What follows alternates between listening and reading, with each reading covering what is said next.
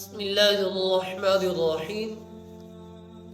امیر المؤمنین حضرت سیدنا علی المرتضیٰ کرم اللہ وجہ الکریم نے فرمایا کہ جو شخص اپنے رشتہ داروں عزیز و اقارب کے ساتھ حسن سلوک اختیار کرتا ہے، اچھا برتاؤ کرتا ہے، حضرت علی المرتضیٰ کرم اللہ وجہ الکریم نے فرمایا کہ اس کا رزق، اس کا مال بڑھ جاتا ہے۔